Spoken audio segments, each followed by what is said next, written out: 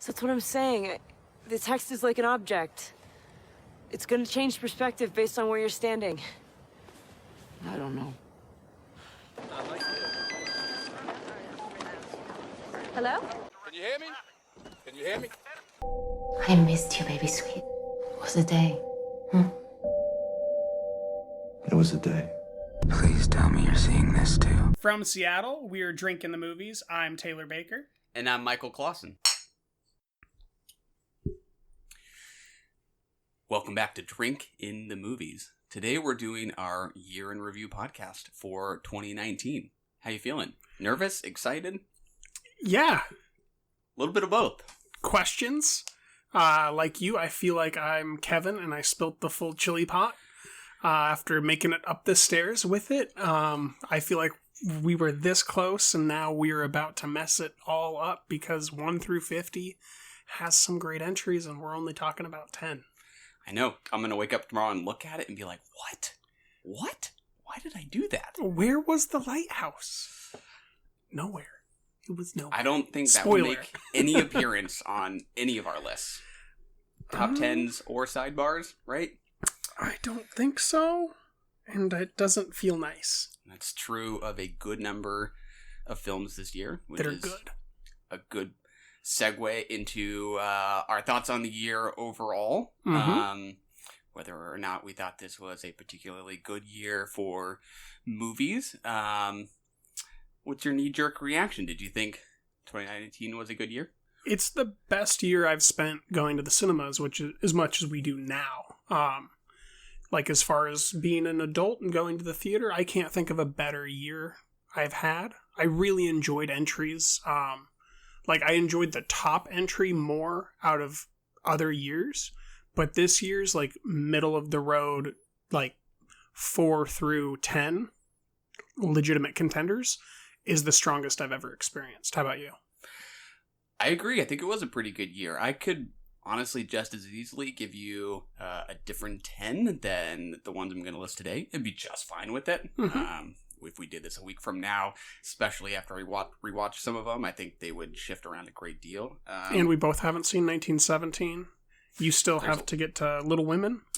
I still have not seen Little Women. I still haven't seen La Flor, the I also Argentinian haven't. film, 14 Hours. I heard it's not a film, though. You do not think it's a film? No, I heard that it's what you do before you die. I see. Yeah, That could be. There are a handful of others. I've seen the film Give Me Liberty on a handful of lists that I think looks pretty interesting. There's one called Genesis that I think looks really cool. There's one called The Chambermaid that looks pretty interesting. Yes, we meant to get to that, and we just didn't get to it. And then, technically, Liberté was this year. Right, yeah. So, and we still haven't had the pleasure of seeing that. Docs, I don't think I've seen as many docs this year. Agreed. I'm particularly interested in The Hottest August, which I think we're going to get to in the next couple weeks when that comes out. I feel less equipped to say whether or not it was a good year for docs because there are still a handful that I need to see, including ones that will be on your list. Yeah, I think it was a good year, but the staggered release of a lot of these is getting in the way. The small release windows and not circulating them in any capacity to people that are making their lists. I think that Present Perfect was a selection on the Film Spotting podcast that Tasha, Josh, and Adam hadn't heard about before, nor did they get a chance to see, nor can anyone see it. So that's kind of the type of year we're talking about with docs. Yeah. I don't know if you have any like this off the top of your head. One question when we make lists is always whether or not to include like undistributed films that people just can't get their hands on. Yes. One that I included on my list at the mid-year point was the short film Altiplano, which we also talked about on a separate episode, if I recall correctly. Easily still one of my favorite pieces of cinema for the year, hands down. It's my number 17. I've just limited the list today to narrative features, but it's always worth calling out the undistributed stuff because that's how they end up getting distribution. Yeah. So I would shout out to that one for sure. Any other thoughts on the year? Well, it was... I don't even know where to begin. It was a great year in film, and we have a bunch of titles to get to, and a bunch of titles we're not going to get to. If we're going to plug a few things that we're not going to be talking about today, I won't get the chance to talk about the Watchmen limited series, perhaps recurring. We don't know yet, on HBO. One of the greatest experiences I've had cinematically was a television series this year. We'll get to some other stuff. Also, I won't get to mention Legion or the now canceled The Romanovs. Fantastic experiences. Go have them. I like it. On the note of movie going for the year, the only other thought I had was that I do feel particularly grateful to live in a place that has as many independent theaters as we do, because 7 of the 10 movies on my list I saw on a big screen only thanks to the independent theaters. They didn't come to the local chains. Same with 2 of the 3 docs on my list. So hopefully these all find, digital releases and whatnot for people to see. Yeah, nice home. Yeah. But in terms of ones that I will not get to mention today, one that comes to mind is Peterloo, Mike Leigh's film Peterloo. Which is available for streaming for free on Prime right now. It is. Highly recommended. Came out much earlier in the year. It's made a little bit of a comeback on some lists, but not in definitely a huge niche way. Lists. Yeah, it was on the New York Times list. Oh, was it? Okay. And I'll throw out another one because it was really close. It was Dark Waters by Todd Haynes. Which we just covered. Very good film as well. Shall we talk about what we were most excited to see going into the year? Yeah, let's fess up to our bad taste. Let's get there. So at the beginning of the year, we gave our top films that we were anticipating of the year. We definitely floundered a little bit in our expectations, particularly me. So let's start with number 10. What do you have, Michael? My number 10 most anticipated film of 2019 was Ari Aster's Midsummer, which is a movie I still really like. Did not quite make the cut for my top 10. It's in the top 25. Available now. I still recommend it. I second that. And my number 10 is Gemini Man. And quickly, it's so good, but also it's so bad. And you should see it to believe how awkward and fumbling, but also neat it is. If you're interested in a nice, flashy, quick cinematic experience where you might turn your brain off. Do you think it'll still be worth seeing at home if you have to watch it in the standard format or whatever? If you have a 4K TV, I think it's probably worth it, especially if you have a higher end one. If you're watching it on 1080p, I don't know. I genuinely don't know. It might have some weird HDR reduction stuff. Yeah. All right. Your number 9? My number 9 was Jennifer Kent's The Nightingale, a film which I did like. It is not on any of my lists, but one I would happily revisit and maybe get more out of. Yep, I barely didn't pivot and put it in my top 10. Just barely. I love that movie. My number 9 is A Hidden Life. Damn. That was a good pick I had. That's right, which, yeah, as I think about it, we haven't been mentioning that one as we've been talking about our list. I don't think that's going to come up either, will it? It's not going to come up. That is in my top 25, for sure. It's in my top 14. It's pretty good. My number 8 is Alex Ross Perry's Her Smell. Ew. Also would be on a top 10 on another day. It's in the top 15, top 20, for sure. Very good movie. Well made. Streaming now. Bothersome. In a good way. Oh, it's aggravating, no doubt. Yeah, it's masterful how annoyed I got. All right, my number 8, it was Little Women, and Greta is dominant. In the future, though, I want more passion in her stories. I want more guttural humanity, less Spielberg prestige. I really want to hear her singular voice a little bit more. And I understand it was adapted, so some stuff got lost. I really liked it, but I do have a lot more criticism than other people that liked it. So this is someone who gives it a 94 saying, boo! Be better. Little Women is still a blind spot for me. I tried and failed twice to see Little Women. Once, I made it to the theater. Traffic was bad. I asked the guy, how many minutes into the movie is it? He said it's 5 to 10 minutes. I couldn't do it. Oof. I walked away. That hurts. That does hurt. Did you see something else?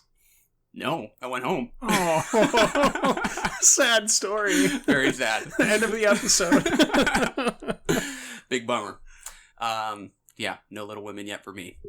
My number 7 did end up making my top 10, so I will hold off on talking about that one. What's your number 7? My number 7 is Domino from Brian De Palma. Did you see this? I did see this. Tears gush from my face. I saw this. It was just so close to being not bad. It was just a few tweaks here and a don't mess all of that whole section up there, and it would have not been bad. It wouldn't have been good either, but it would not have been bad. And yeah, we'll talk about De Palma a little bit more later, but this was a disappointment. Have not seen Domino. This doesn't seem to be a unique opinion. So yeah, it's currently streaming on Netflix if you would like to watch it. Oh, I didn't know that. All right. Number 6. My number 6 is James Gray's Ad Astra, a film I liked, and I think it's in my top 25. And I think it'll come up a little later on a couple of your lists. Yeah, it'll be mentioned later. There you go. What's your number 6? My number 6 is something we will be talking about later as well. So, on to your number 5. My number 5 was Gaspar Noé's Climax, which I saw in the theater, liked. It's probably my top 3 or 4 of ones I'd like to revisit, but not going to be in my top 10 today. What is your number 5? My number 5 is a movie I will be talking about later. Your number 4. We're being very secretive here. My number 4 is Khalik Allah's documentary Black Mother, which I think we split on, if I recall correctly. Yes. But I also did not love. It's not on my top docs list. I did think it was an interesting film, and there were some things I liked about it, but overall, maybe a little bit of a disappointment. I like the photography. I did not like the fact that it's long and not still images. I didn't like that it's a moving picture, is what I should say. That's a big criticism. Yeah, I mean, maybe in small installments of like 3 minutes with a certain specific character, with, on the island and that, but I didn't appreciate all of it being connected together the way it seemed. Anyways, my number 4 is a previous entry you had, Ad Astra. We'll be talking about it a little bit later. Your number 3, Michael. My number 3 is Peter Strickland's In Fabric, which I saw during the Seattle International Film Festival. I don't think this ever got a theatrical release, but it did not on VOD. And with director's cut. Oh, I didn't know that. I believe there's supposed to be a third story or something that's been added in. It's a cool movie. I would recommend it.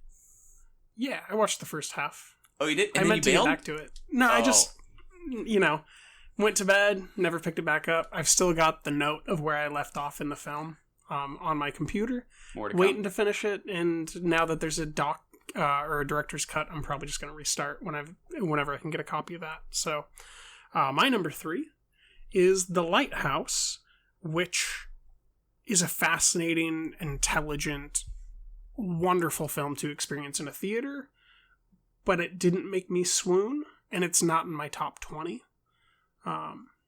So, I mean, it was a good pick. I love what Eggers does. I love watching Eggers. that just speaks to how strong the year was more than anything, and how, it maybe just didn't get me. I'm right there with you. Not quite in my top 25, but I still liked it. Yeah. What's your number 2? My number 2 is on my top 10 list, so I'll hold off. Back to you. My number 2, I believe, is on your top 10 list. More to come. We'll return. Okay, it is? Which one are you pointing to? Oh, yeah. Good call. So you're number 1. My number 1 is also on my top 10 list. Ooh, my number 1 is not on my top 10 list, nor is it on almost anyone's top 10 list. My number 1 was Steven Soderbergh's The Laundromat, and I am disappointed by the film. However, I really like that got made, and that he wanted to make that, and the follow-through. It's like when you see a home run hitter just put too much mustard and hit a foul ball. I'm very appreciative of the power that he put into it, the cast that he assembled, the lunatic performances that I got to witness and enjoy, the effort to have the conversation about what the film is about for humanity. I guess it's somewhat political, but it's not. I just appreciate the swing. It disappointed, but, Steven Soderbergh will be right back, and he'll, hit another home run, and we'll all forget about it and remember Behind the Candelabra. He's probably already got something cooking. Oh, yeah. And if he doesn't, then his alter ego as an editor, I'm sure, does. Yeah, Rebecca something. No, Rebecca I believe it's Blunt. Marianne something. I think you're thinking of the screenwriter of a different, yeah. They all, yeah. And then he has a cinematographer pseudonym. All right, those were the films that we were most excited about going into 2019. Some were disappointments, some we'll talk about later. But it's time to segue into now we start what we actually saw. Now we're doing it. So we're going to go through numbers 10 through 6 in this episode, and then next episode 5 through 1. To get us started off, though, we do our specialty categories, and as always, we lead off with Wounded Soldiers. Michael, what's your Wounded Soldier of the year? My Wounded Soldier, which we've come to loosely define a little bit, something that we think was unfairly, critically maligned, or did not do well at the box office, or didn't even get seen, or was just plain underseen. Oh, the dead don't die any more than you or I. They're just ghosts inside a dream of a life that we don't know. My Wounded Soldier was not warmly received by many, and that is Jim Jarmusch's The Dead Don't Die. Ooh, I don't even like that movie. I know. I think Sam Van Halgren's movie of the year, though. I'm right there with Sam on this one. The most significant complaint, I think, was that it was just heavy-handed, which I would not disagree with, but I think it is really funny. I think the cast is great. Bill Murray, Tilda Swinton, Caleb Landry Jones, Chloe Sevigny, Adam Driver. I like the repetition. The meta elements can be a little eye-rolling, but I think a lot of the dialogue is pretty amusing. I'm just kind of interested to see in the long run, as climate change becomes a bigger and bigger and bigger problem, how the genre of climate horror kind of evolves.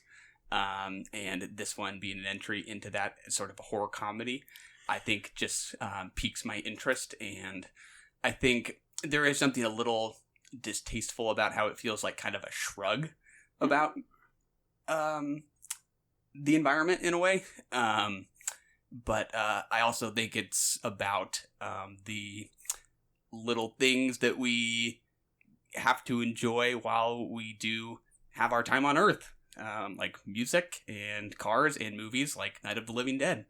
And experiences with people. 100%. But you were not as big of a fan. I was not, but I also would disagree with your own criticism of it shrugging a little bit. Like, I think that if you really get into the meta stuff going on, it's not a shrug that's happening. It's just individuals in the film that are shrugging. But I don't think that that speaks for Jarmusch's authorial or autorial voice about his complex emotions regarding it. Yeah. Oh, yeah. I think I'm with you. I think that was maybe the kind of complaint that I heard, was that it was just a little flippant about it or something like that. But I'm with you. I think, that's what he is frustrated about. Yeah, that people are flippant. Yeah, it's like 6 Underground. It's an extremely complex auteur argument against climate change. Wow. It's for another day. And it's built on dead bodies. Whoa. Blew my mind. 6 Underground. Would that have qualified? I thought it might be on your list. I didn't even think about it. Would meet the criteria Metacritic-wise. Well, I'm not doing it. I'm sticking to my guns, and my guns are, for Wounded Soldier of the Year, a stand-up comedy special from Canadian import to Britain. I was the only child in the world who believed my mother when she said, "They're just jealous, Catherine." I was like, girl, I know.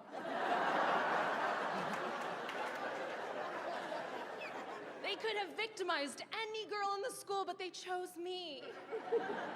And one other girl with a cleft palate and one leg, but we were the Kim and Kanye of the 4th grade. Catherine Ryan, and her stand-up special is called Glitter Room. It's on Netflix. It has not been released in theaters, obviously. It doesn't even have a Metacritic score. It doesn't even have a Rotten Tomatoes score. In fact, on Metacritic, it's not even listed. So this squeaks in viably because no critics interacted with it almost at all. I think I saw 4 reviews on Rotten Tomatoes. All 4 of them were in the shape of a tomato, not a smashed one, so people like it, but not enough people have seen it. I would absolutely urge everybody to guffaw with her. She might challenge your own politics, but she does it in such a snarky, clever, poignant, eloquent and elegant way that you're just gonna have a great time going along with the ride as she explains to you how fancy her daughter is, and that living with a 7-year-old British daughter is basically like living with a little butler. Or she'll explain to you how men are like dolphins. They're great on holiday. That's pretty good. I'll leave it to her to deliver the rest, but I love it. I love it so much. On to your number 10. Yeah, so that's a Wounded Soldier. It's like a paratrooper whose backpack gets stuck and never even jumps into the conversation. Yeah, exactly. Just got to get her off that plane and into the dialogue, into the discourse. Yeah, please. All right, now we are switching gears, starting with our number 10 films of the year. My number 10. 각본 감독은 홍상수이고 나오는 배우는 기주봉, 김민희, 송선미, 권혜요, 유준상 등입니다. Is Hotel by the River, a South Korean film by Hong Sang-soo. This came out here in Seattle around April. I actually have a good number of movies on my list that came out in like March, April, because I think it was a strong year for foreign films that came out around that time. It kind of has the feel of a short story to me. It is, I think, the one of the smallest films on my list in a way. I would agree.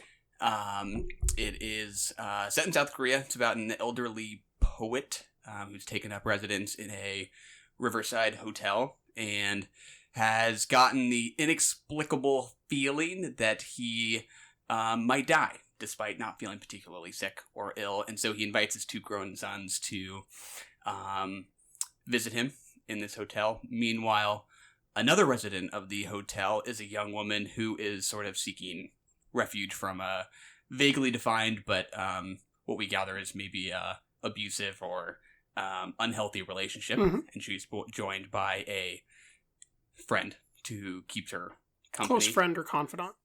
Yes. I think this is considerably more somber than most of Hong Sang-soo's other films, but I still think it is a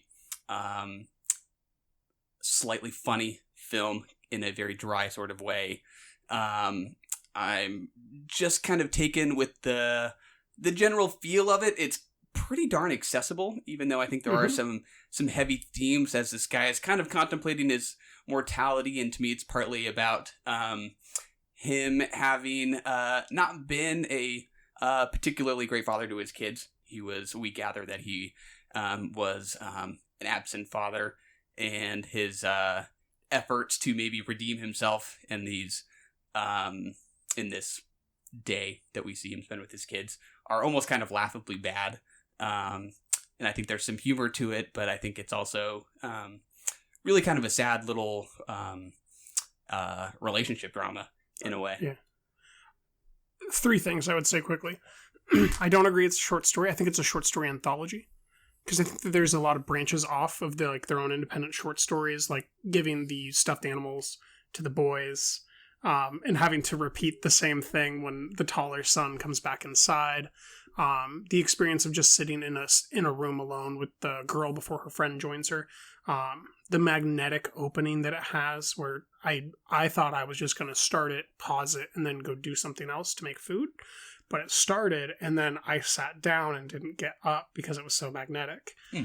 So I agree it feels like a short story, but to me it feels like a short story anthology, because it has a point it's making, but it also has all these stories along the way that make their own points. And I think it's very self-reflexive. Oh yeah, that's not new for him, I think that that your list might have more than one entry that is of that nature. So I think we might be picking up a small pattern in yours. Definitely. To me, that has been one kind of theme of the year. Is I think there's been a good handful of films that are kind of about artists, in acts of self-reflection. Or reflecting on the thing they love, abstractly. Yeah, more to come on that. But that's my number 10, Hotel by the River. It's a good movie, and I'm glad I watched it. My number 10 is a tie. And this is where we get into Taylor using the lens format instead of movies. So the movie that is tied with a television episode. I don't like doing things with so many question marks everywhere. There's a lot of imbeciles out there. Is Dragged Across Concrete.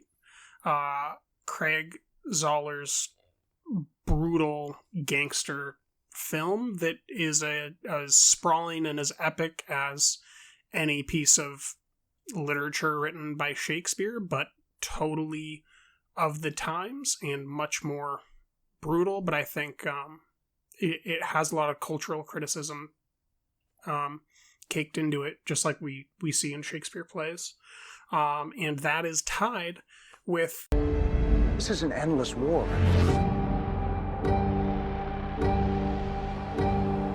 What you're about to do is crossing a line.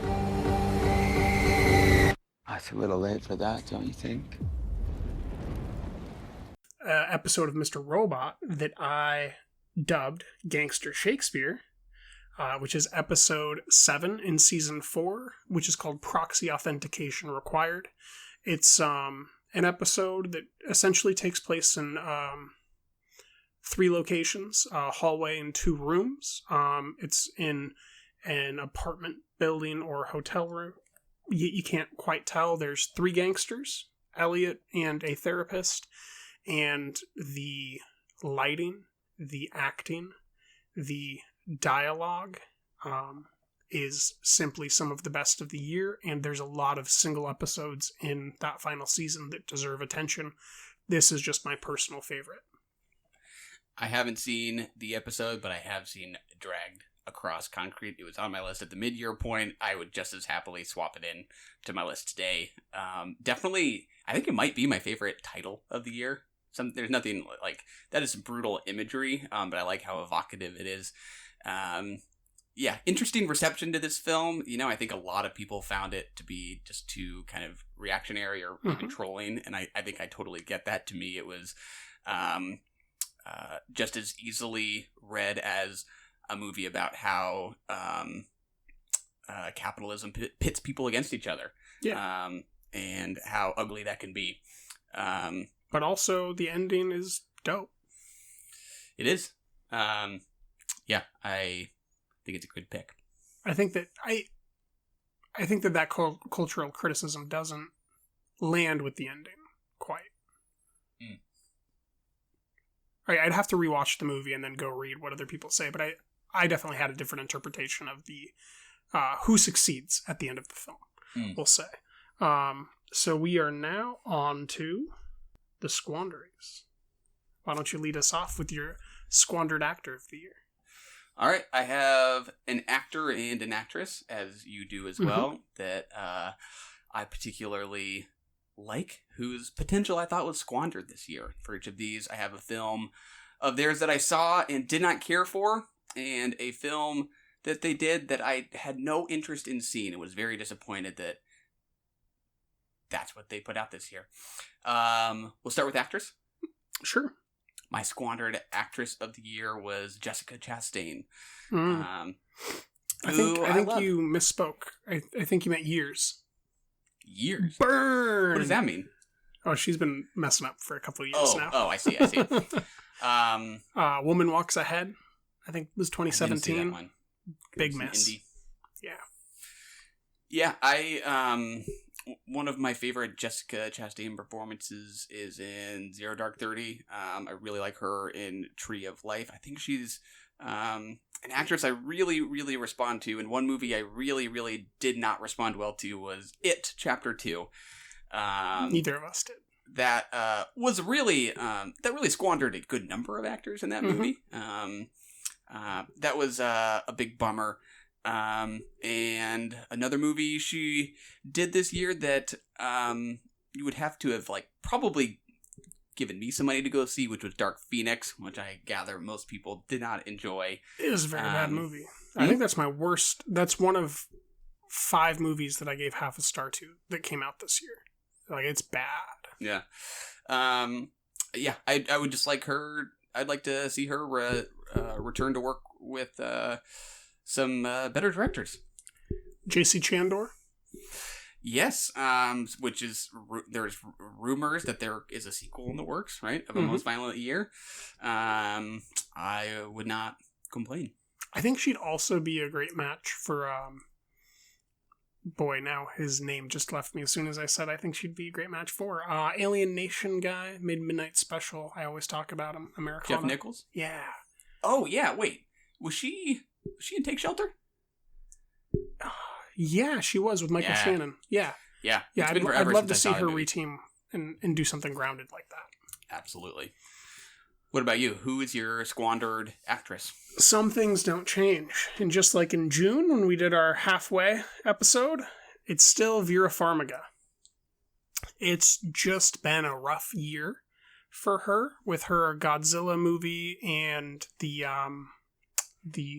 movie with John Goodman that we reviewed for the show in February. Captive State. Yes.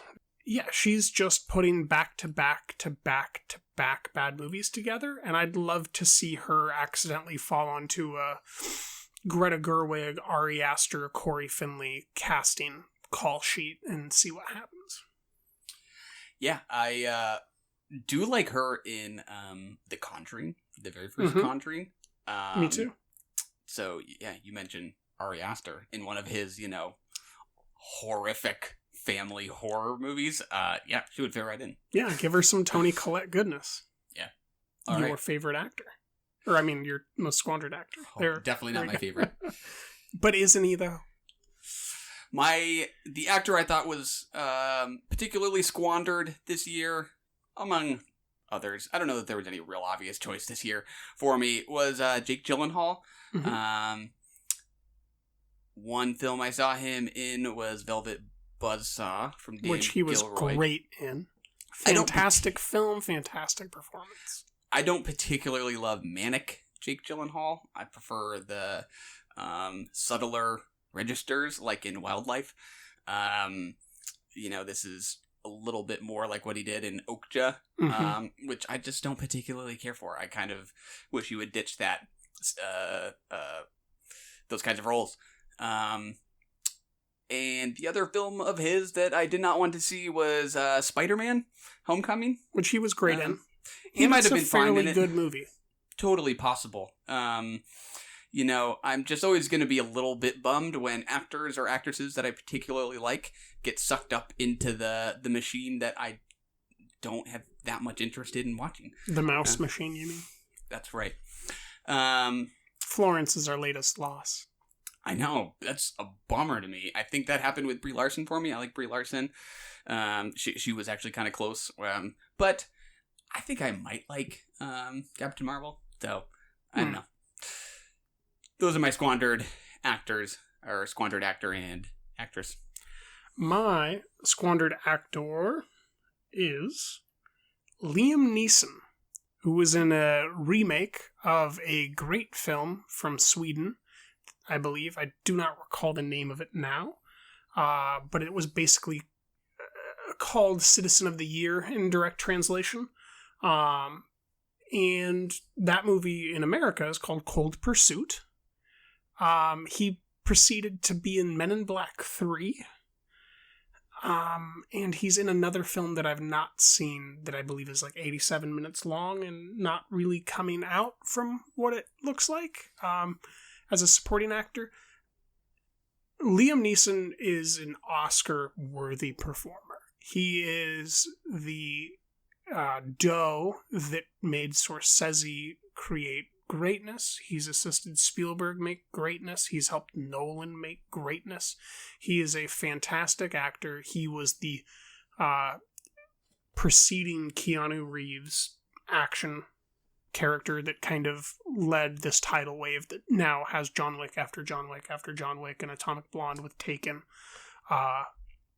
He's a very multifaceted, and I want him to make more projects that we see Adam Driver making. I want him to be in more artistic projects and less of these money makers that he seems to just have friends. Certain production companies that tell him, hey, you want to do this thing? It'll be fun. It'll be this long. You won't have to leave home or something. And he's there and he does those. I want award contending Liam Neeson back. I won't argue with that one. Are we on to our number 9s? We are on to number 9.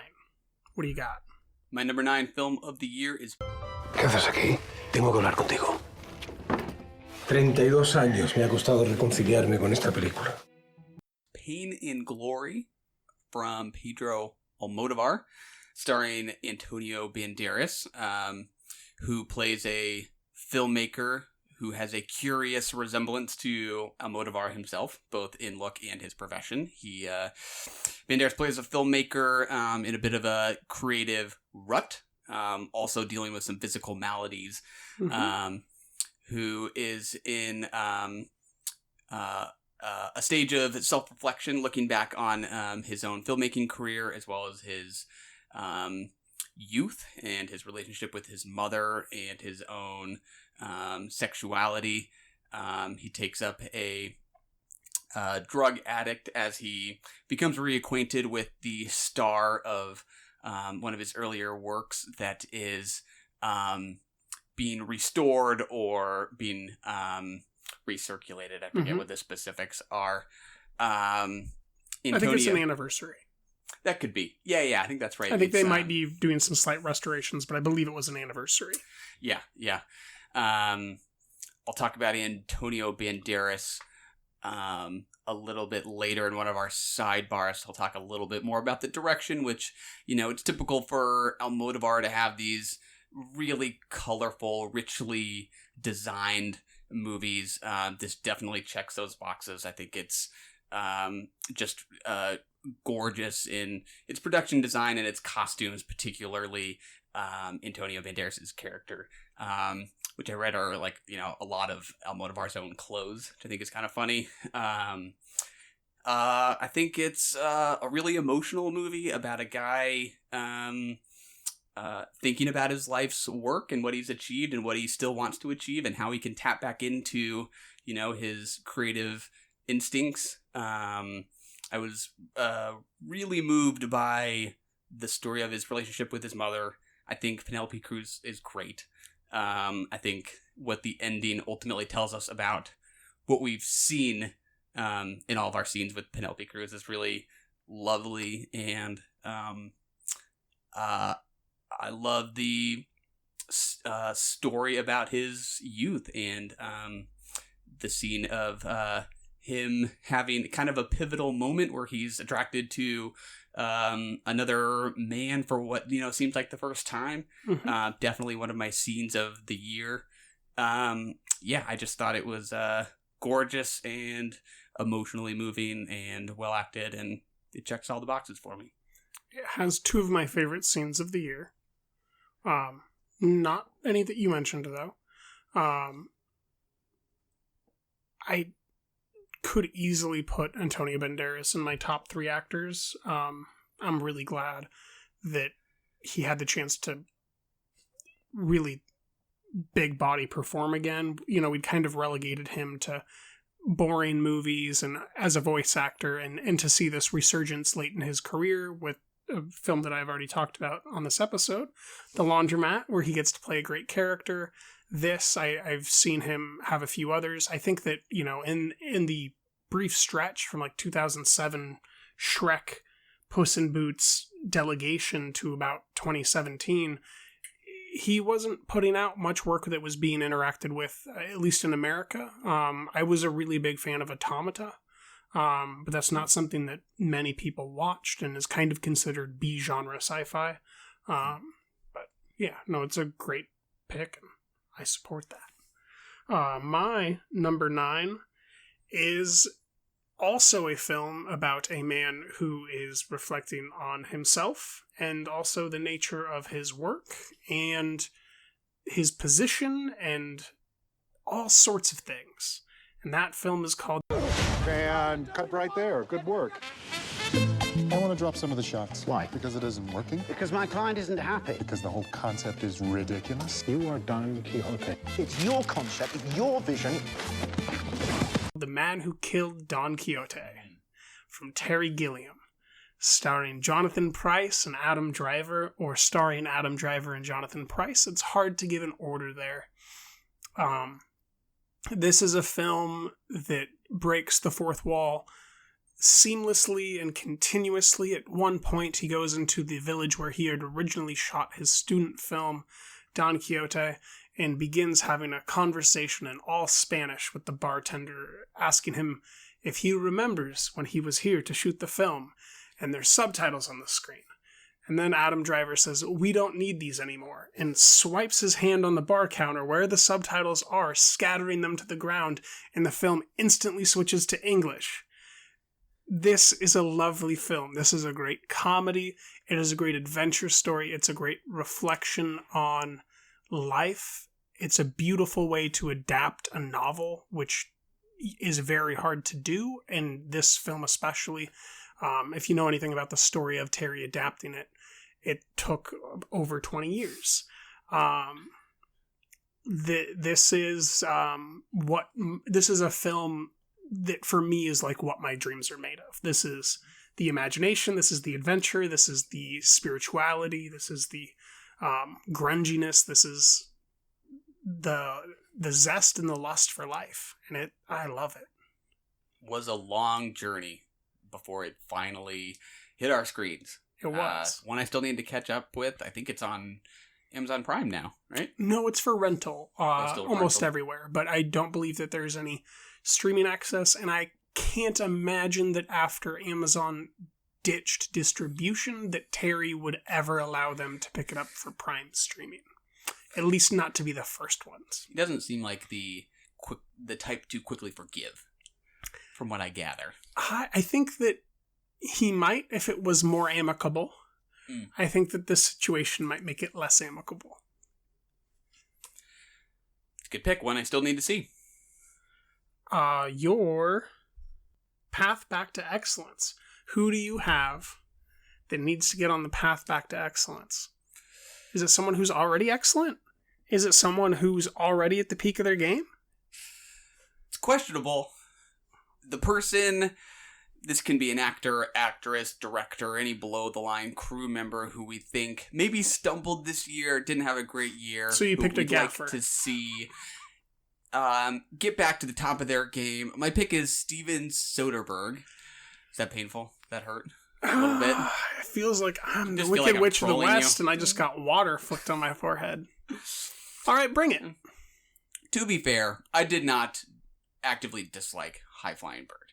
I don't know that I have as much of a bone to pick with that one as I do with The Laundromat, but the thing that they have in common and that I really think he should ditch is the iPhone. I just do not care for the iPhone cinematography. Ooh.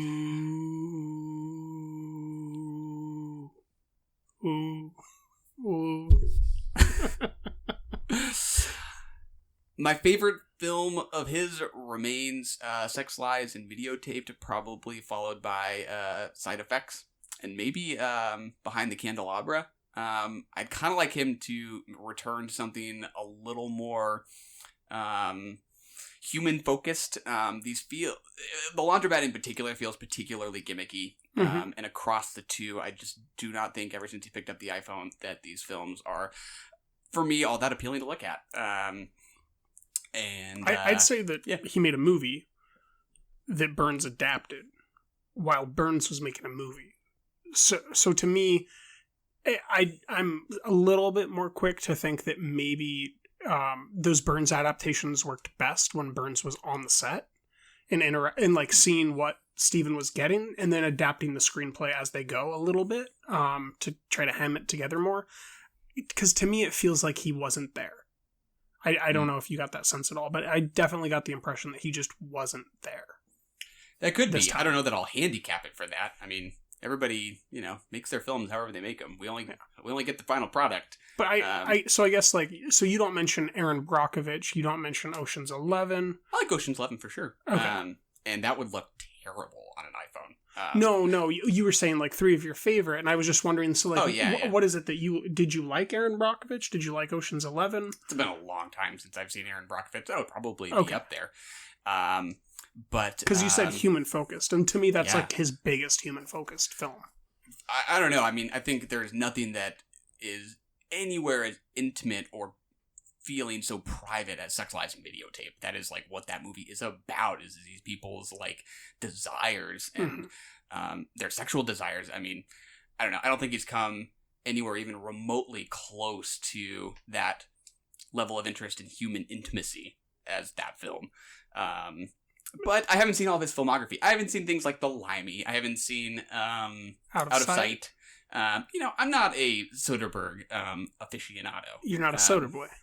That's correct. And he's partly on here because, I don't really doubt that he's going to make something again that I love. I just feel like he's doing something right now that I don't like. And I kind of wish he would knock it off and get back to the stuff that I do like. So I guess two questions. Unsane, you both didn't like the cinematography for it and didn't think was intimate? I liked Unsane okay. I don't think the iPhone really looks as good there as he thinks it does.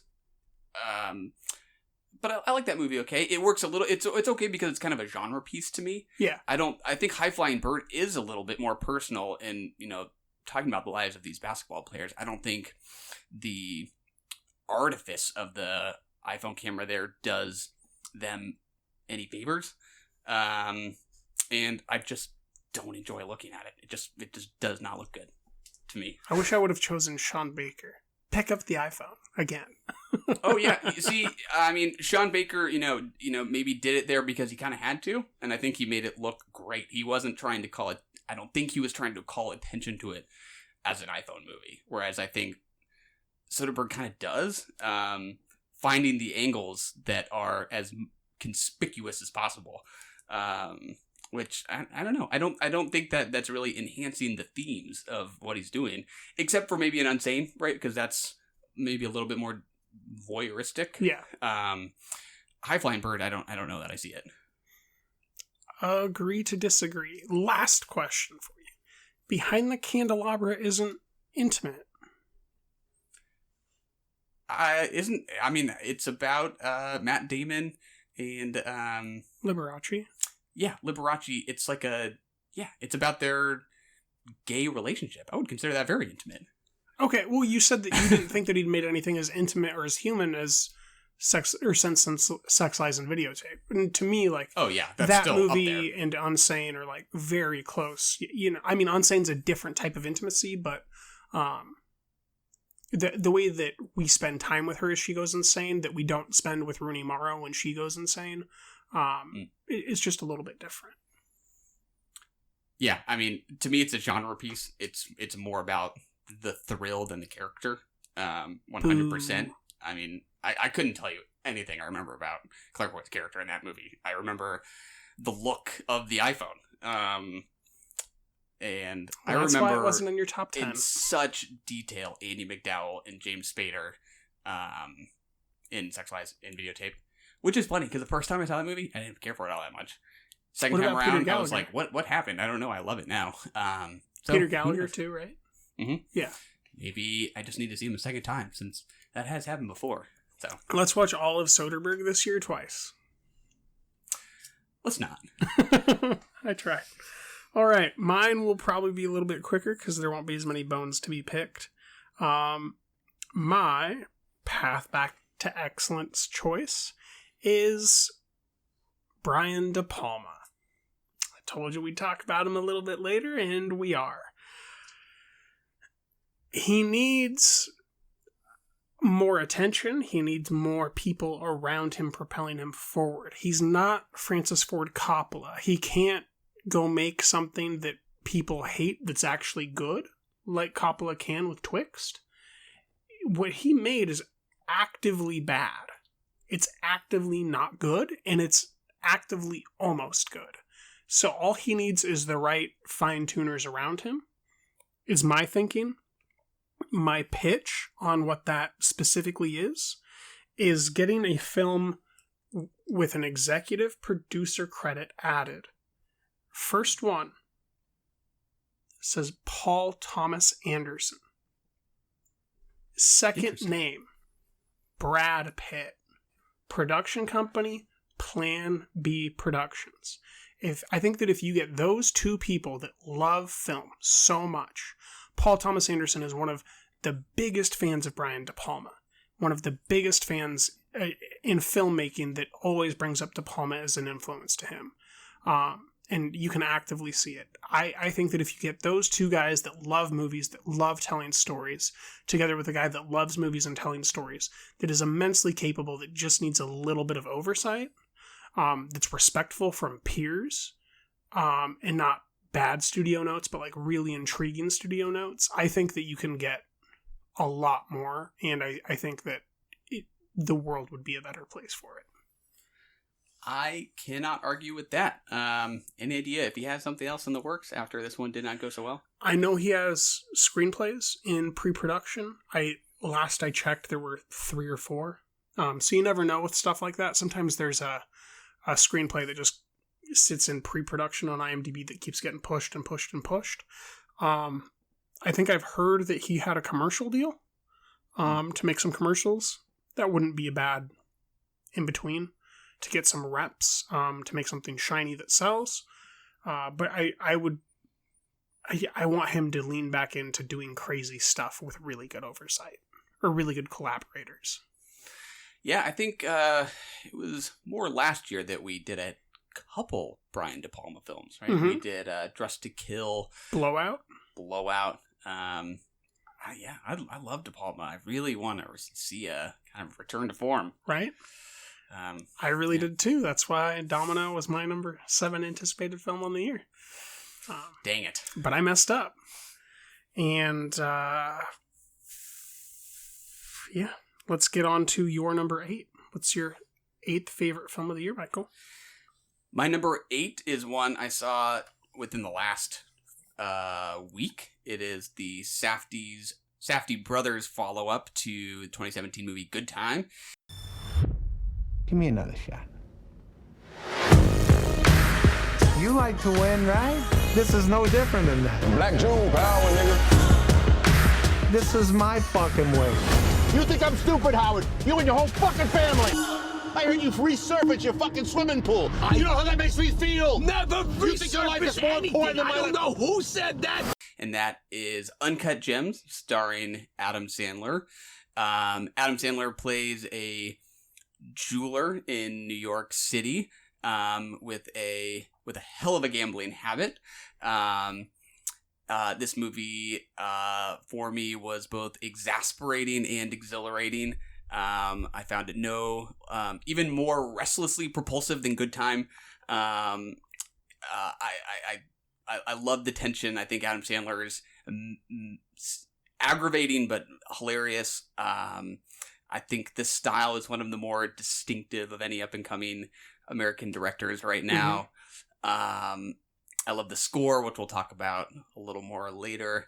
It's the most thrilling movie I saw this year, and I can't wait to see it again. When I finished it, I was out of breath. It's a common feeling, I understand. The second time you see it, though, it's very different because you already know what's going to happen. So it's a train that's out of control, but it's not going to the point where the pistons are breaking, we'll say. You're still like, holy crap, but you get to appreciate more. And I actually came up on it on rewatch when it was slowed down for me. I understand a lot of people aren't, but that's seeing it the second time and making sure I wasn't just being led, but there's actually meat there and marrow to it was really helpful. Julia Fox deserves every little bit being talked about for her. She's not going to come up for my best supporting actress, nor is she going to come up for yours. But a lot more attention needs to be paid to her. If she was played by any sort of a mainstream actress, I don't care who, it could range from Amy Adams to Jennifer Lawrence, she would be getting attention. And she's not, which is really annoying because it's one of the best performances I've seen by an actress. The intro scene is awesome. It takes place in Africa. Shortly after that, we get our title card sequence, which starts with us going into a diamond and ends with us coming out of a rectum. At the end, it starts with us going into something else that I don't want to spoil, and coming out into space and gravity and credits and expansiveness. Those are my favorite transitions for title cards I've seen all year. Yeah. I think I've seen some people kind of wrestling with this cosmic wonder that they're trying to bring with that intro sequence and the outro sequence. To me, I think I see it as a little bit of a fake out. That's just the ingestion of the drug that you're going to feel for the next 2 hours or so, and then that final release into space is their generous bit of a come down. I don't know that I see this as existential as some people might be kind of trying to find in those sequences. But maybe I'll feel different. I agree. I think it's just plain beautiful. Yeah. Like, as far as visual effects in cinema, like, it's just beautiful. And the transition that takes place of where you're at, what you go into, what you come out of, is just awesome. It's just cool. They're making New York gangster movies, and I love it. They are they're 3 for 3 for me. I think the comparison is to Good Time, obviously. But I think Heaven Knows What is very much in the same register. I think the look is still really distinctive. They're all, super gritty, but they all, have this real attention to color. I think some indie directors have kind of run away with neon lighting in a way that isn't always super appealing. That can be a little grating. Like a 4-letter last name type of a director? I think he is a cause of that interest for sure. But I love how kind of organically they include all that color. Love the cinematography in this movie. I was a little nervous because I love the cinematography in those last 2 movies from Sean Price Williams, one of my favorite cinematographers. He stepped out for this one. It's Darius Kanji here, who did like Last City of Z and tons of great looking movies. And I think it still looks very distinctively like a Safdie brothers movie. I feel like I can immediately recognize their style. Yeah, I don't know if it's visual entirely. There's something that I can't put my finger on that feels Safdie. And it's somewhere between me being stressed and me going, ooh, pretty. Yeah, for sure. I mean, I think it's characters that are hard to love, from the drug addict addicts in Heaven Knows What to Connie, Robert Pattinson's character in Good Time. Very unlikable. I don't think they are being willfully provocative with their unlikable protagonist, though. I think that's a complaint that everyone has with Joker. Right, is that it feels so deliberately trying to push your buttons. I think they are interested in just watching these people, telling us a story about them, maybe opening a door to empathizing with them. But I think they understand if we find them tough to be around.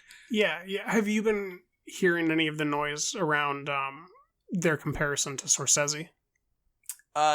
Yeah, I have seen that. I think that's a really interesting, maybe accurate one, where, I mean, their filmography doesn't line up, but they're definitely making these gritty, really nuanced, really well-informed New York neighborhood movies that are uncompromising to other people's vision and wholly their own.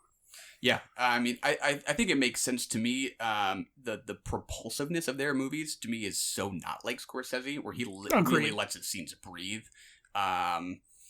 But yeah, I mean, I definitely think there's something to be said for the connection there. Yeah. All right, where are we at? We are at number 8. What's your number 8 movie of the year? My number 8 movie of the year is not a movie. Cheater! My number 8 on the year is an Amazon Prime streaming selection, you could say. I don't know that there will be a season 2. There's currently no news. I checked Rosa Salazar's IMDb. No news there. I'm seeing my dead father. I wasn't in an accident. I was killed. And he's training me to travel in time. With your ability, we can change what happened. So I can save him from being murdered. It is called Undone. It stars Rosa Salazar. It stars Bob Odenkirk. It has quite a few other folks, but it's essentially a Richard Linklater live action, cartoon painted in post television show. It is about a woman who gets into a car accident while she's wrestling with the meaning of her life and whether or not it means anything, and if she should go through a breakup and a lot of other complicated family stuff. And in this car accident, she in that moment sees her dead father, played by Bob Odenkirk. And then when she wakes up in the hospital, she has a ability to experience time non-linearly. And the way that the story proceeds from there, the way that it ends, are just wonderful experiences that I do not want to spoil for anyone. If this at all sounds like your thing, absolutely see it. It's also technically a directorial debut. However, it is not a film, so it doesn't qualify for that when we talk about it later. But I believe... I already forget his name. He's, I believe, from the Netherlands. But this would be probably my number 2 selection for best directorial debut of the year. It's one director across all the episodes? Mm-hmm. That is nice. You don't always see that with television. I think that is Holistic vision. huge. Yeah. Yeah, I think, Mindhunter maybe had 3 across. I was always kind of impressed with how consistent that style was. It's always very exciting to see someone own it from start to finish. Yeah. Well, I think that's just because Fincher wasn't making anything else and just made sure that all the vision was the same and was more of a script supervisor. So the name of this director was Hisko Hulsing, and he's known as an artist previously, but I'd like to see him make more motion art. One I still need to catch up with. On to Which Stars Were Born in the Year of 2019. I have a pretty good track record. Let's see if you can hit one big this year, Michael. All right, we have one actor and one actress apiece. Mm-hmm. I'll start with actress, if that works for you. That works. Both of mine are great selections. I'm going to win awards with mine. How about you? An actress who was new to me this year is Taylor Russell in the film Waves from Trey Edward Schultz, a movie I really liked. Will not be on my top 10, but it might as well have been. We might talk about it again. Yes.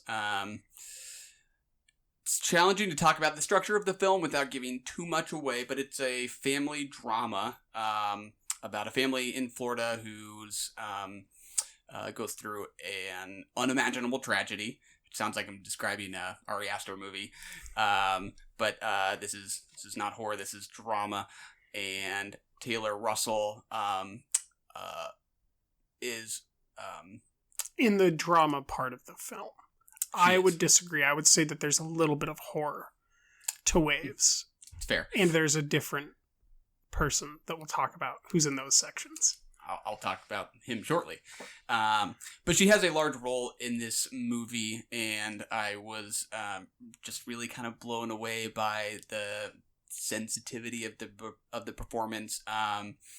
The scene that keeps coming to mind when I think about why I was so taken with her was in a scene with her father. I think we talked about it. I'm sure we did. The fishing scene? The movie. The fishing scene. That's my favorite scene. She's at a lake sitting on a bench with her dad, and I wouldn't say who, I guess, but she's describing someone very close to her, and she uses the word evil to describe the person. And I keep thinking about that scene and how the tone of her voice suggests she is both so appalled and also heartbroken, yeah. So sad. Her voice cracks. Yeah. There's just these kind of competing emotions in this single pitch in these few sentences she has that to me is like kind of like the point of the whole movie, which is about like how hard it is to have those kinds of feelings conflict so violently after something awful has happened. I'm not sure what she has in the works next, but I was wildly impressed and am eager to see more. She was also in another film last year. It was called Escape Room. Oh, I did hear that. It was terrible. She's in Escape Room too. So be ready for her to pull a little bit of a Jessica Roth and have some bad movies come out while she puts together this stellar career. So my Stars Were Born actress, which hit it big this last year, my previous selection, I'm hoping will hit it big again. This actress's name is India Isley. She was in a limited series and has had more than a few different film roles. But she plays a very complex character, gets a lot of breathing time on the screen, and she really convinced me with her groundedness. Similar to Taylor Russell, she has an empathetic ability with her speech and with her entire body to convey how she's feeling to the screen. Do you know if she has anything else in the works? She certainly does. I don't know it off the top of my head. Yeah.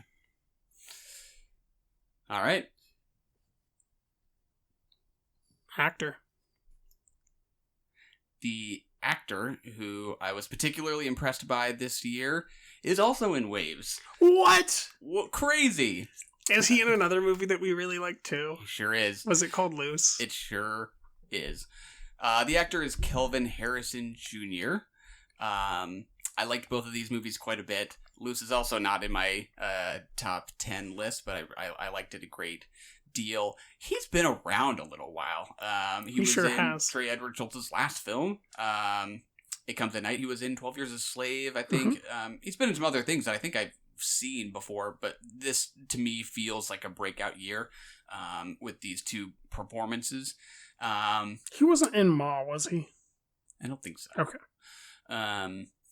In Loose, he plays a high school student who is as charismatic as he is conniving, and the smile he wields against his parents and his teacher, played by Octavia Spencer, is just kind of maddening in that you can't quite figure out what kind of angle he's taken against you. And in Waves, he plays a teenager falling into a bit of a downward spiral, and is equally captivating for me there. I don't know. I like both of these performances a great deal. I think he has exciting stuff ahead of him.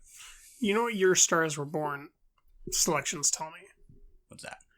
That a star has already been born, and his name is Trey Edward Schultz.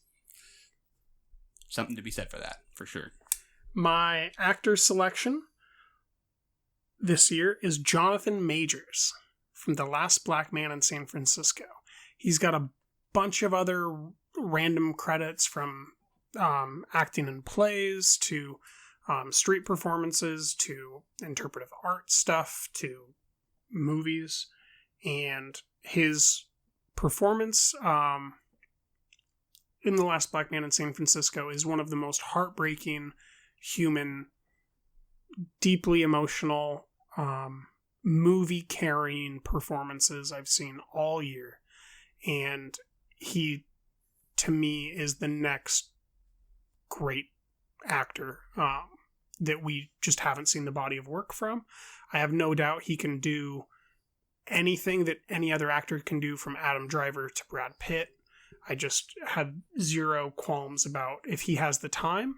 I believe in his method of preparation. What we get out of him is going to be beautiful art, and I'd love to see him collaborate with someone like Spike Jonze. I'd love to see him collaborate with someone like Spike Lee. I'd love to see him in almost any auteur's film. It's a great pick. I did not love that movie, but definitely thought it was a great performance. It's one slot out of my top 10. It's number 11, so it's nice to talk about it here.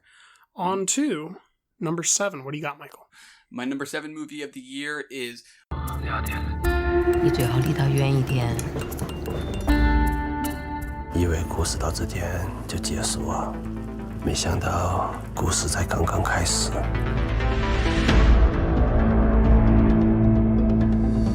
Long Day's Journey into Night. That's a great movie. It has Katharine Hepburn in it. Don't confuse people. That is false. This is the sophomore feature from the Chinese filmmaker Be Gone. His first feature was Kylie Blues. This is a similar kind of film poem, if you will. It is told achronologically.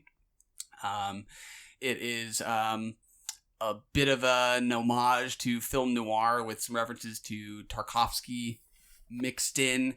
It's about a guy returning to his small hometown in China where he once was in love with a girl, and a good friend of his was killed.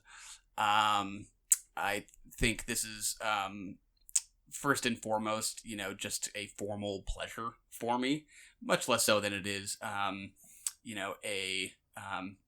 work of narrative. I think many people are frustrated by its non-linear narrative. At least a single person. There you go.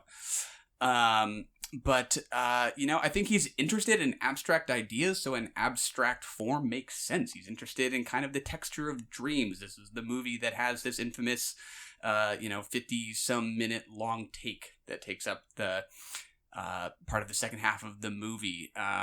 He's interested in film itself. To me, this is just the right fit of form and content, because these are sort of hard things to really pin down, and the narrative shouldn't be. And you have to, be the kind of person who can kind of go with that.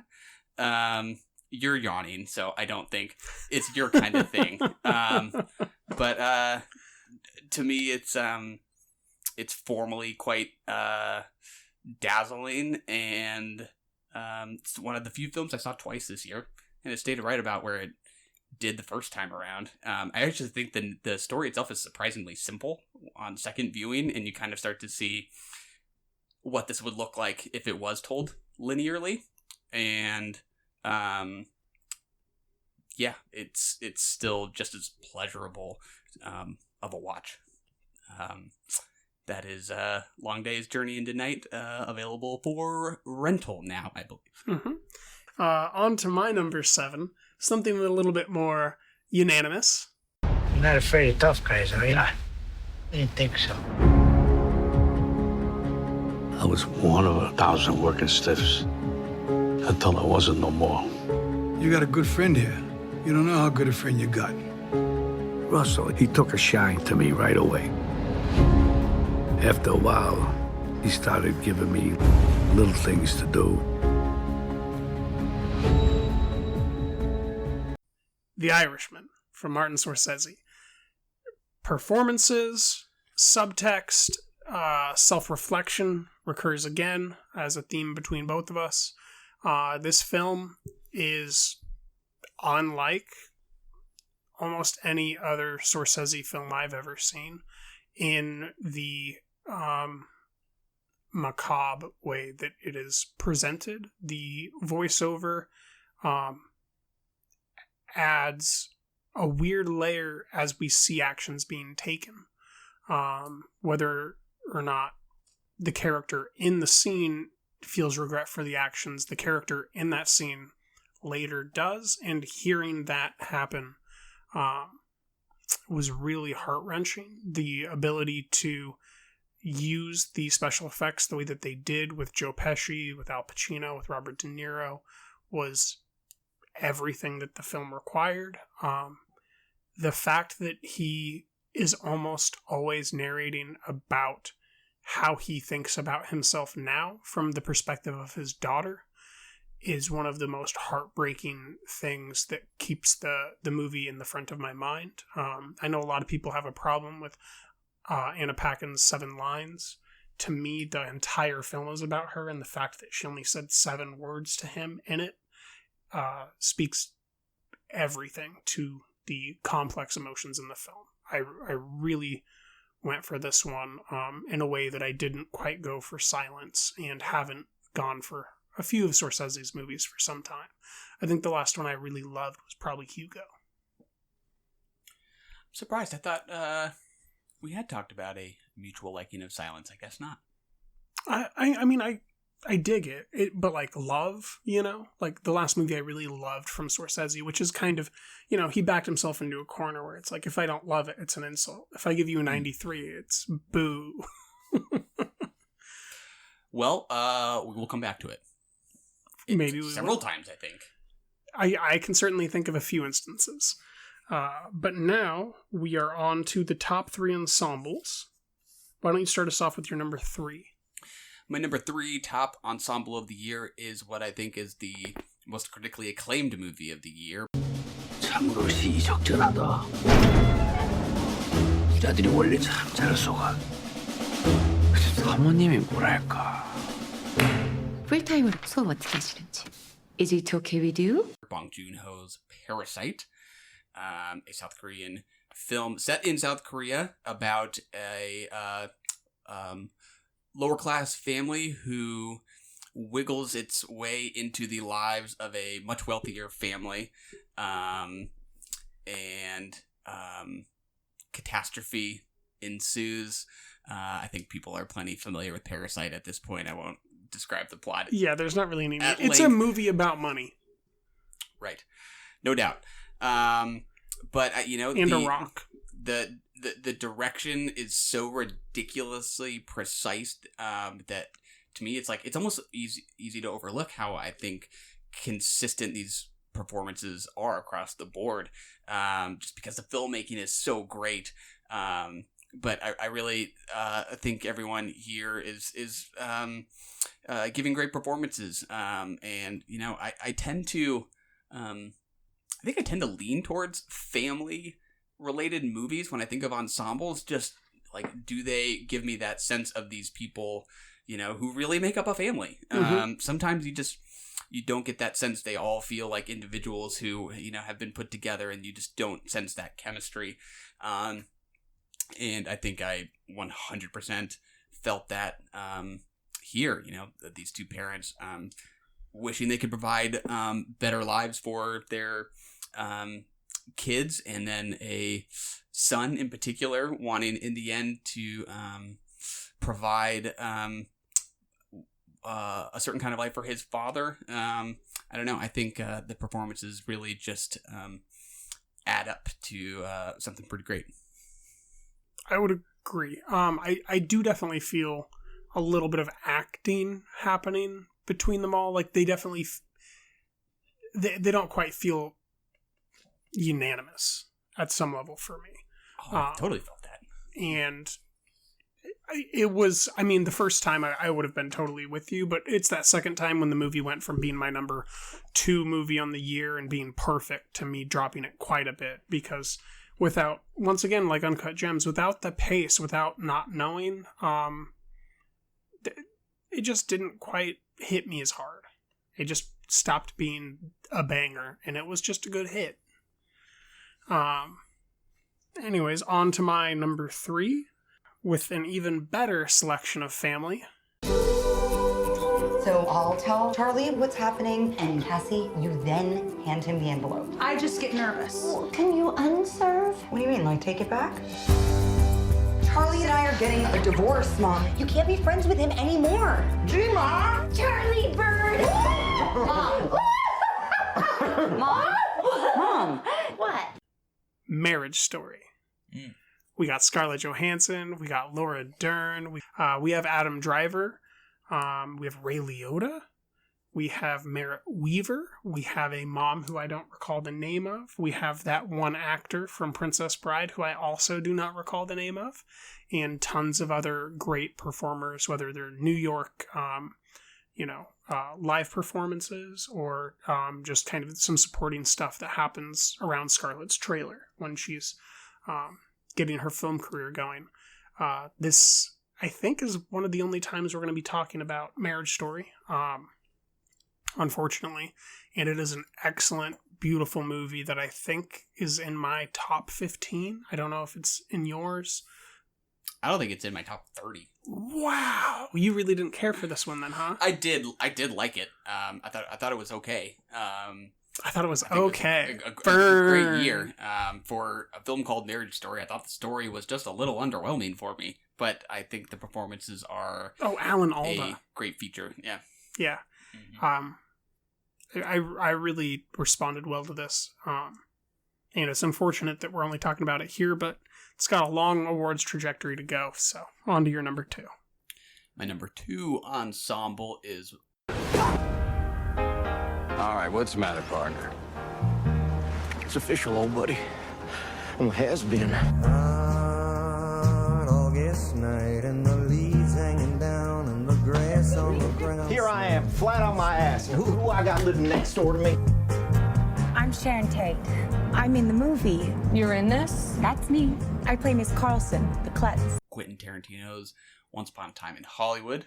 Ensemble here made up by Margot Robbie, Brad Pitt, Leonardo DiCaprio, Margaret Qualley, Bruce Dern. I almost didn't have this on my list until you reminded me. And I was like, oh yeah, of course this should be on here. Timothy Olyphant. Yeah, it's easy for me to just think about these 3 central characters, Brad Pitt, Margot Robbie, and DiCaprio. And I was Lena Dunham, Al Pacino. Yeah.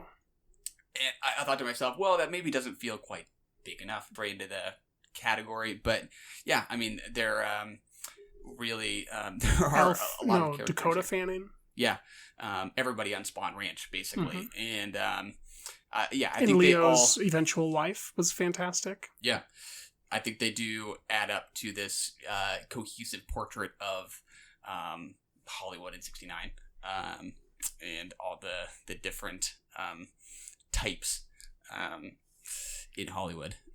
Little spoiler alert: my number 2 is also Once Upon a Time in Hollywood. Oh, this is so efficient. This is interesting. This is one really of the only this more times. often. Yeah, we agreed. Is the sky falling? Oh boy. Yeah. Other than all the actors I brought up, I don't really have too much more to contribute. I think that we might be talking about this again later, so we'll bust more guts then.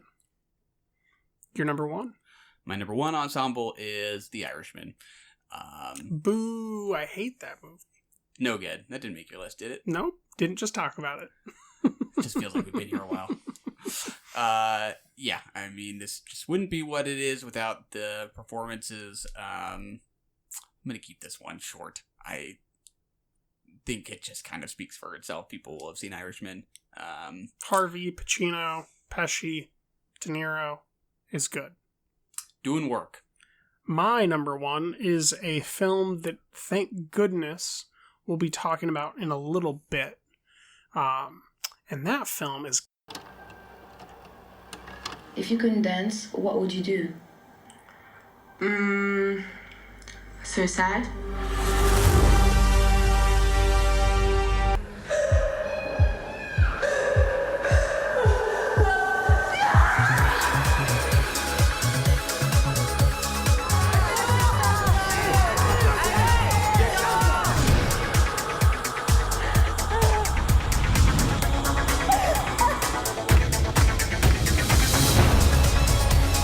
Gaspar Noé's Climax. This is a movie that technically came out internationally in 2018, but it did not get any American release till 2019, and then it hit theaters in March. So this is my favorite ensemble piece. It's not specifically for acting, although the acting is amazing. It is more for the full-bodied performances of the dancers and their ability to physically inhabit a space and make me feel, in conjunction with the camera, the very eccentric, complex, and volatile things that I felt during that film. Yeah, I support that pick. I didn't like that movie as much, but that group of people does feel like this kind of convulsing organism as the movie goes. I like it. We're on to number 6. What is your number 6, Michael? My number 6 is...满洲里动物园有只大象，它他妈整天就坐着，也可能它就喜欢坐着。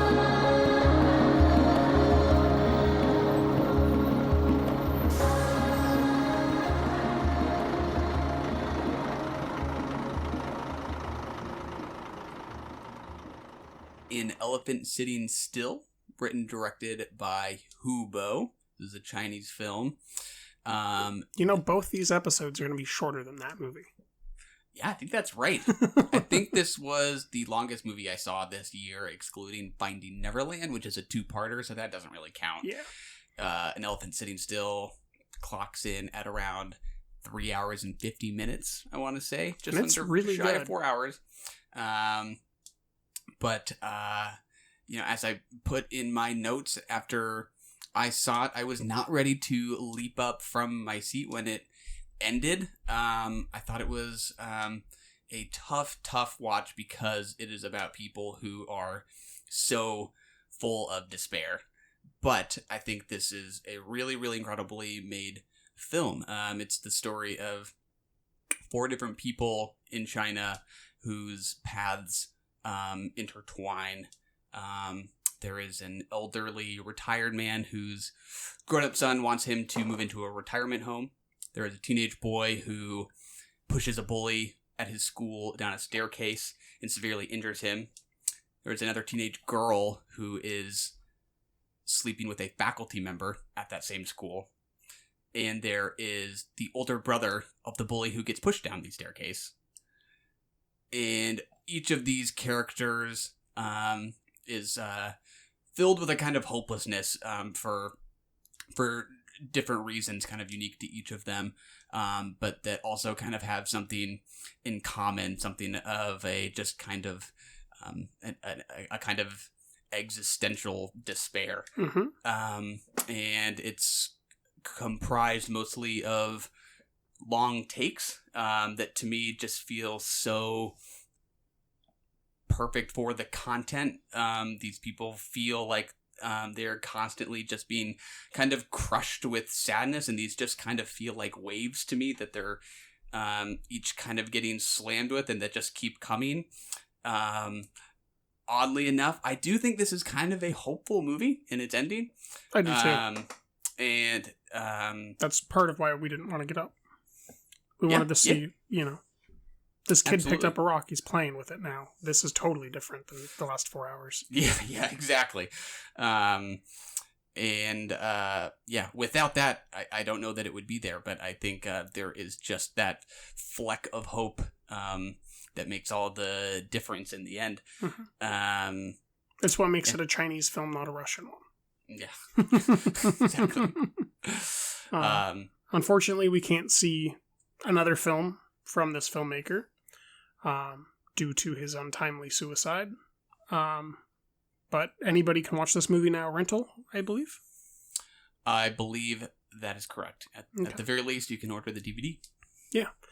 All right, on to my number 6, and it's a number 6 that will likely not be on anyone else's lists.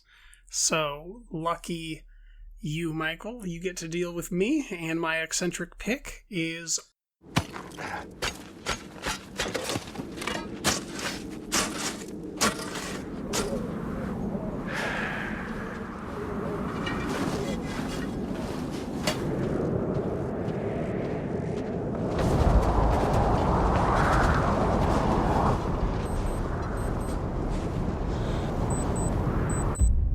Arctic from Joe Pena. This film stars Mads Mikkelsen in a role where he talks less than a minute and 30 seconds probably in the entire film.